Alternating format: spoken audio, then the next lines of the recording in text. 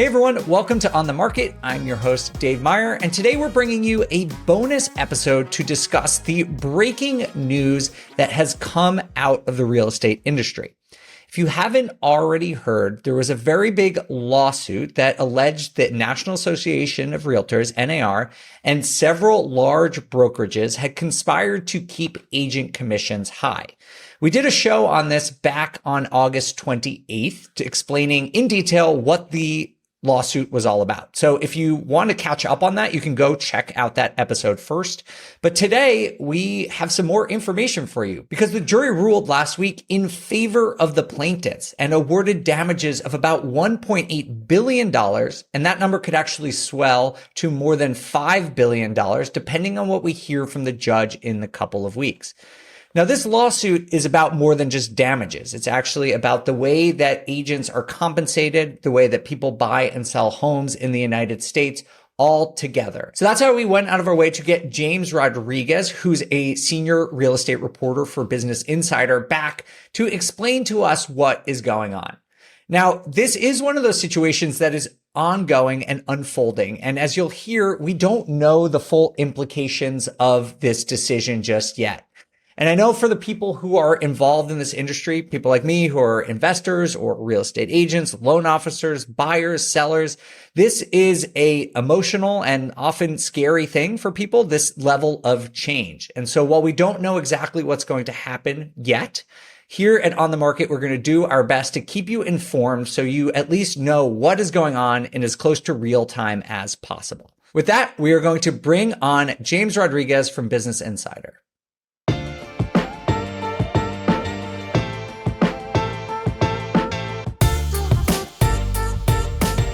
James, thank you so much for joining us again. Thank you for having me. Great to talk with you again. So for everyone who didn't listen to your recent appearance on this podcast and maybe isn't as familiar with the lawsuit we'll be discussing, can you give us a brief summary of what this lawsuit is all about? So back in June, I wrote about these two massive multi-billion-dollar class action lawsuits that really are accusing the National Association of Realtors and some of the largest brokerages in the country of this vast conspiracy to use the rules of the multiple listing services, the MLS, to charge sellers inflated agent commissions. And so really, they're claiming that sellers, as a result of the rules that govern the multiple listing service, that they're forced to pay these unfairly high commissions to the tune of tens of billions of dollars every year. So back in June, I wrote about these lawsuits that had been simmering for several years at that point. The damages in both these cases could reach to the tens of billions of dollars. But a lot of people weren't talking about these lawsuits at the time. They really were kind of focused on all the other issues that are going on in the real estate industry right now. And the first of these lawsuits originally was called Sitzer versus NAR. Now it's Burnett versus NAR. It was scheduled to reach trial in October. And so you had these plaintiffs, this massive class of sellers in Missouri, Illinois, and Kansas who were saying that they'd been ripped off between the period of 2015 and 2022. And in this smaller of the two cases, the damages could reach more than $4 billion. And so these cases, as I mentioned, were kind of working their way through the system for a while. And then in October, you had the jury trial.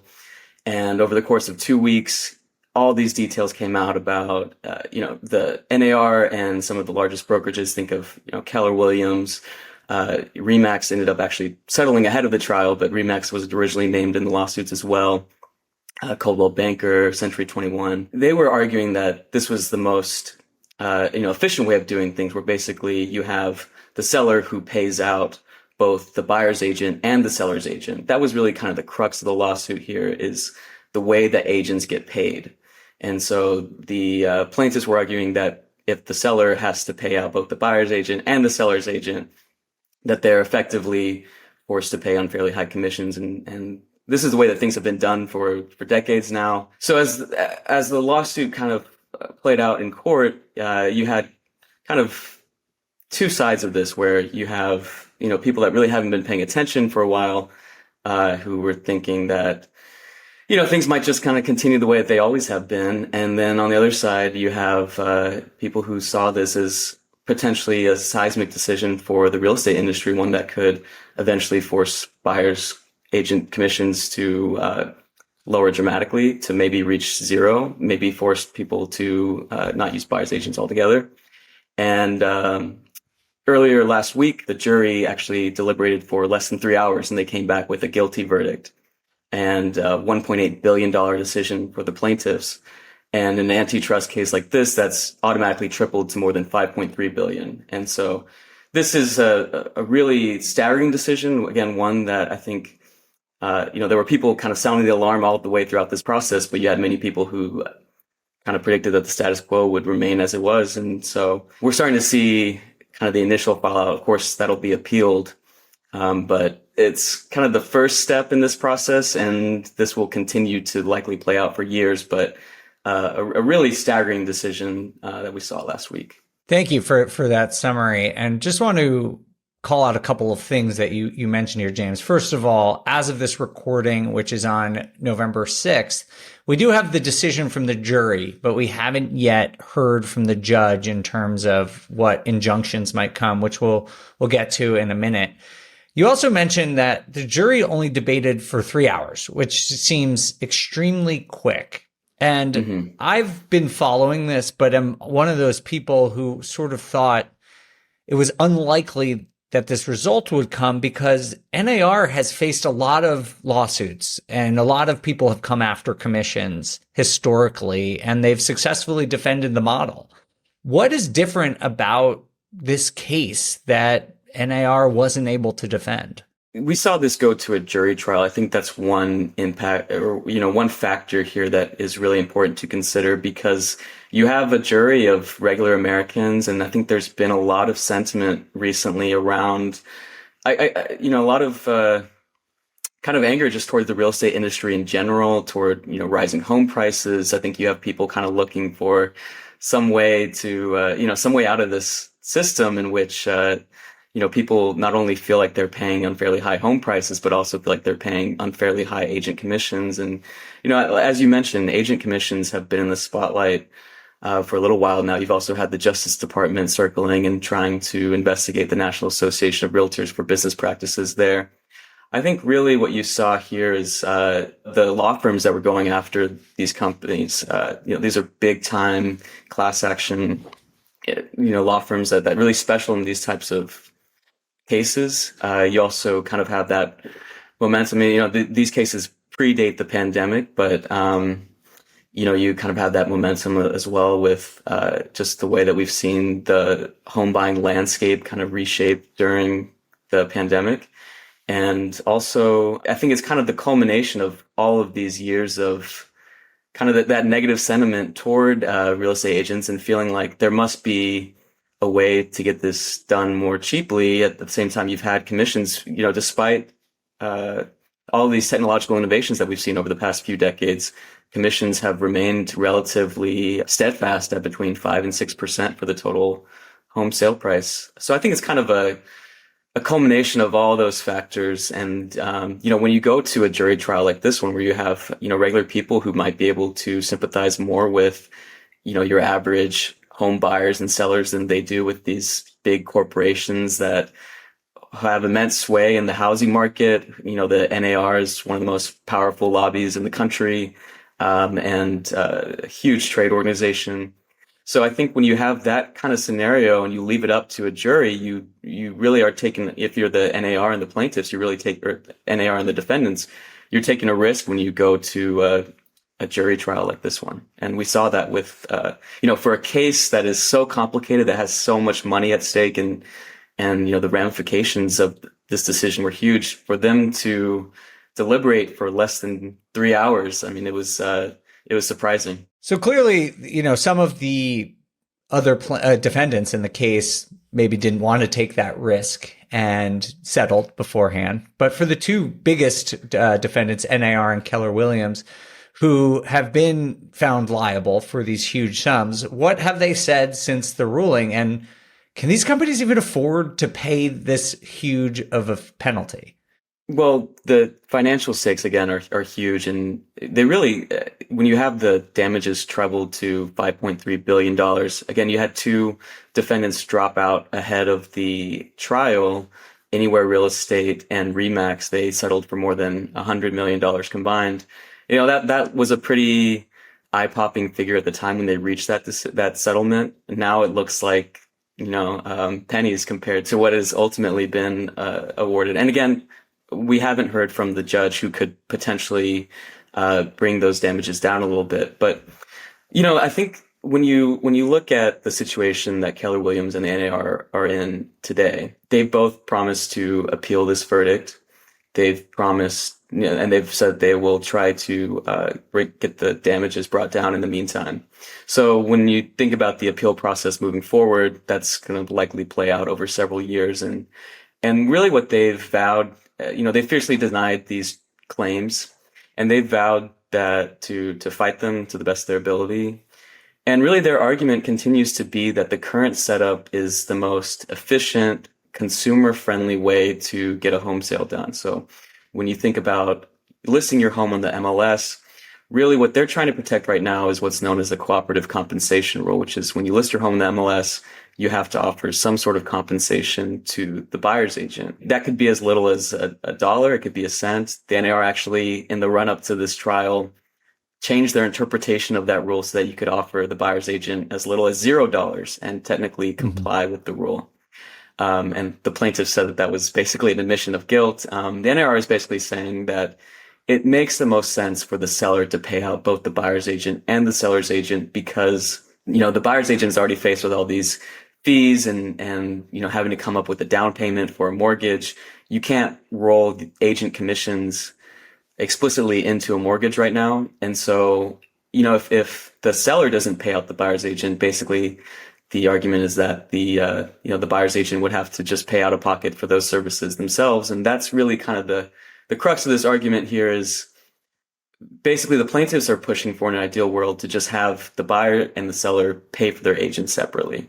And they say that that's the most transparent way to do things. It'll encourage the most negotiation between, buyer and their agent, seller and their agent.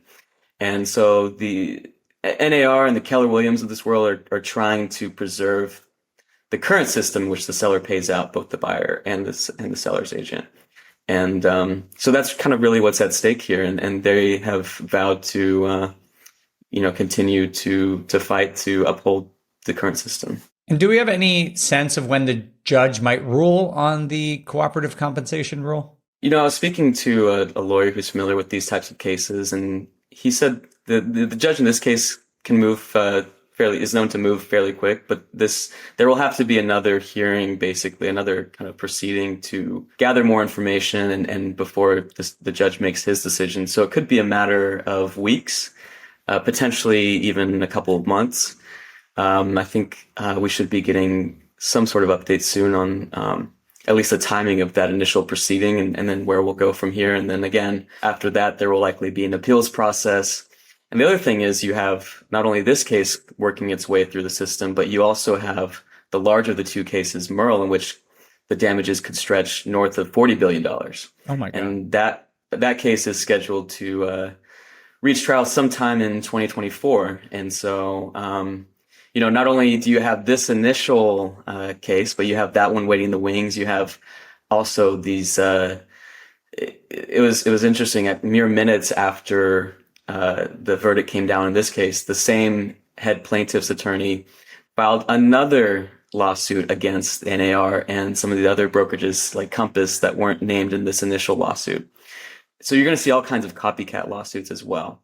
So this is really just kind of the beginning of what could be a really kind of fundamental reshaping of the real estate industry as we know it. So there's a lot more to go from here. So just to be clear for everyone listening, we can speculate about some things that are happening, but as of right now, we haven't gotten a ruling from the judge about the collective compensation rule. And my understanding is at this point, we know that there are damages and we know what the jury ruled. But in terms of implications, long-term implications, even short-term, we don't yet know. Mm-hmm. Now, of course, James, a lot of our audience are either active real estate investors. Many are likely real estate agents themselves. So people do want to understand what this might mean. Do you have any sense of what the judge could do? At least let's start with the short term. Like, does the judge have the power to dictate what the rules will be? Or is it really the judge's job to say the current system is not working and then the real estate industry will sort of have to figure out a new system?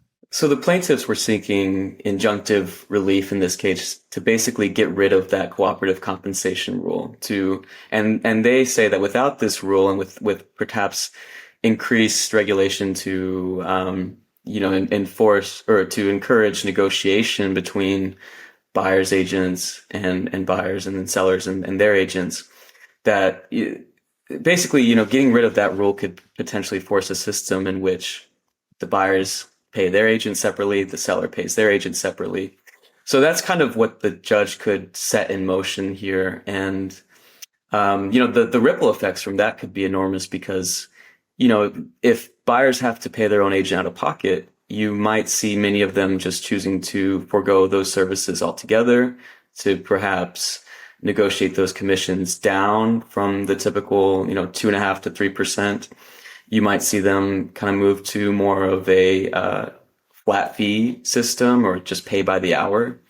So you have all kinds of ways in which, buyers without this rule in the MLS and with perhaps increased attention to agent commissions, buyers might start negotiating down, and sellers too might feel that they have more reason to negotiate down as well, especially in a market where competition has been so fierce for homes.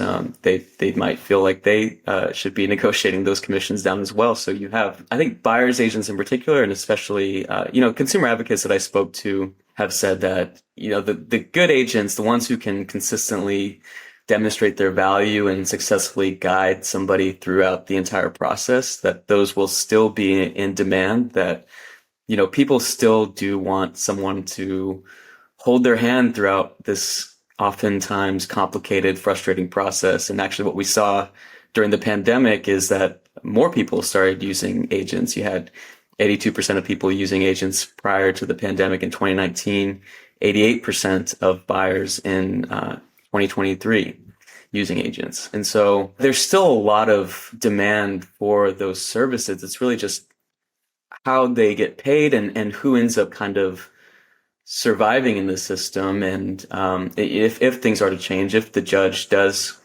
order changes to the MLS rules that could require the system to change and move away from the seller paying out both agents, you do have some people that argue for the status quo, that say that even if sellers aren't required to pay out the buyer's agent, they'll continue to do so because it's just kind of the most streamlined way to get a deal done. That you want this deal to close, you want buyers to be able to navigate this system, and you want to encourage buyer's agents to bring their clients to your home. And the way that you're going to encourage them to do that is by offering a commission. On the other hand, you have people that kind of scoff at that idea, that think, if sellers are aware that they don't have to be paying out these tens of thousands of dollars, that they will, why would they choose to do that? And so I think that's really kind of the question here, is what happens to buyer's agents' commissions if we do move toward a world in which,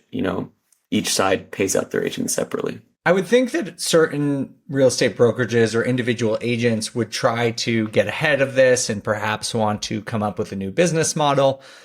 But to me, it seems like a lot of the future rests on NAR. And that's because NAR controls most of the MLSs, the multiple listing services, which, if you're not familiar with, it's basically there are hundreds of individual MLSs across the country that agents have to work with to post listings for sale. And then those get fed out to all the different websites that you're used to looking for properties on.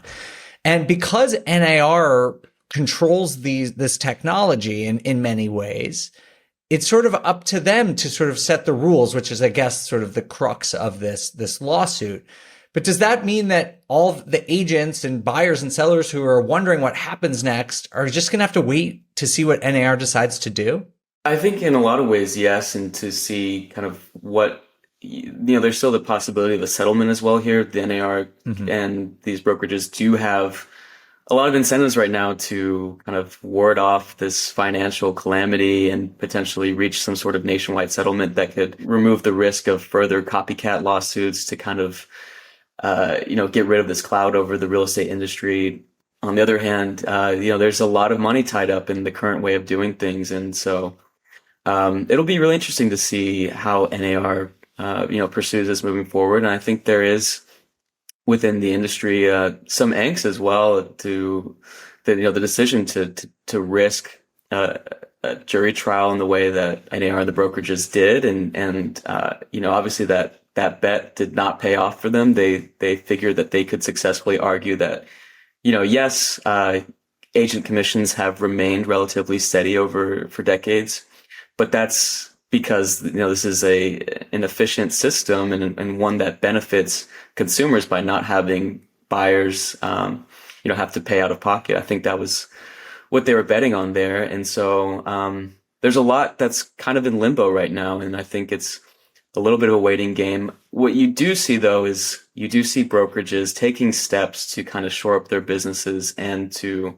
really effectively communicate to consumers the value that they provide, but also, really clearly how they're compensated and why the system works the way it does, why, they're trying to explain to consumers why this is the most beneficial system and emphasize that there is room for negotiation, but kind of explain their cost structures as well and why it makes sense for them to get paid the way that they do and get buyer representation agreements. So you working with a buyer, and you're being promised a certain commission, so that even if the seller does end up offering a little bit less, that you can get that full commission, and being really clear about what you kind of expect to be compensated. So that's the ways that in which we see companies already taking steps to, again, shore up their business and ensure that they can keep going. But, when you have these lawsuits and the potential for many more lawsuits in the future, again, this first case is really just for home sellers. It really just concerned home sellers who sold about 260,000 homes in Missouri, Illinois, and Kansas between 2015 and 2022. And while that's a lot of home sales, this is a huge country where there are many, other areas that aren't represented in these initial cases that could be covered under future lawsuits. So it's really kind of, as I mentioned, it's a big first step, but it really is kind of just a first step in what happens to agent commissions moving forward. Just to put that in context, even though home sales volume is down quite a lot in the United States, there are about 4 million home sales per year. Even at this low level during the pandemic, it was about 6 million. So as James just said, 260,000 over the course of 6 years. It represents just a fraction of total commissions that have been paid out over the last 8-10 years. Now, James, you mentioned that, a lot of this rides on NAR. During the midst of all this, their CEO, Bob Goldberg, left his post. Can you tell us a little bit about what's going on there? Well, NAR has been dealing with some internal tumult for a while now. Over the summer, the president resigned over a New York Times investigation into allegations of sexual harassment. And so you have these lawsuits, you have that resignation over the summer. And then, a couple days after the decision in this case, you have the CEO, as you mentioned. He was originally scheduled to, planning to retire at the end of next year. So it was a kind of moving up that retirement. And the kind of official statement was, decided, kind of looked around, decided it was time to just go ahead and move up that retirement and begin the transition process to a new leader. But I think, it's hard to look at the timing of that and not infer that, the decision in this case played a role there. And you look around at the situation in which the NAR finds itself in today, where it's not just fighting off these two multi-billion-dollar class action lawsuits. You have the Justice Department as well that's looking to reopen an investigation into agent commissions and and NAR's business practices. And so it's really kind of a pivotal moment for the organization that, as you mentioned, holds so much sway in the industry, not just in terms of advocating for policies on behalf of brokerages and agents, but also, controlling the MLS and really the kind of primary marketplace where homes are listed for sale. So it'll be really interesting to see where the organization goes from here. I don't want to be overly dramatic, but it does feel like NAR is facing somewhat of an existential threat here, just given everything that's going on. You also, at the same time, see the valuations, at least for public companies, starting to come down based on this news. Do you think, and I know this is just speculation, but do you think some of these other real estate brokerages or companies that service this industry could also be facing similar crises? I think there's a reason that over the summer you had, I think a lot of the industry kind of wasn't paying attention, but you had some people really raising the alarm bells here and saying this could be a huge deal, not just for the companies that are directly implicated in these lawsuits, but for the wider industry, because so much of the industry depends upon agent commissions and referral fees and the system in which the seller pays out both agents, and the agents make 5 to 6% of the home sale price. And then you have, agents paying all kinds of, fees for leads and other services to keep their businesses going. You've seen a huge influx of agents during the pandemic. And so you've seen the business kind of get built up. And now you have this threat to agent commissions in a way that could bring buyers' agent commissions down. It could bring sellers' commissions down. So it's kind of this existential threat, not just for the companies that are directly named in these lawsuits, but for, companies that aren't, like Zillow. We saw Zillow's shares sink after the initial news. And I think that speaks to the way in which so many businesses in this industry depend upon the current way of doing things. And if there's uncertainty there, I think that introduces a lot of uncertainty for their business practices and their income moving forward as well. All right. Well, James, thank you so much for sharing your reporting and knowledge about this issue with us. We really appreciate it. And hopefully we can have you back in the near future as this situation unfolds. Thanks so much, Dave. Another big thanks to James for joining us and talking about this breaking news. I just want to iterate that this is unfortunately one of those frustrating situations where currently we know that something is happening, but we don't fully understand the implications yet. As of this recording, we just know that the jury has made a decision, and the really big thing for the future of real estate, which is the judge's potential injunctions and decision about the collaborative compensation rule, are yet to come. According to James, hopefully we'll hear about that in the coming weeks, so all of us who are in the real estate industry can start understanding what this lawsuit and this decision means for our industry. We will make sure on this podcast to continue to update you about this topic as frequently as is appropriate. And if you appreciate this type of breaking news, we would love to hear from you. We haven't really done a lot of this in the past, but given the importance of this decision, we wanted to get something out to you as quickly as possible. So if you liked it, we always appreciate a great review. And if you know someone in the industry who is going to be impacted by this potential decision, please make sure to share this episode with them. Thanks again for watching. We'll see you next time. On the Market was created by me, Dave Meyer, and Kaylin Bennett. The show is produced by Kaylin Bennett with editing by Exodus Media. Copywriting is by Calico Content, and we want to extend a big thank you to everyone at BiggerPockets for making this show possible.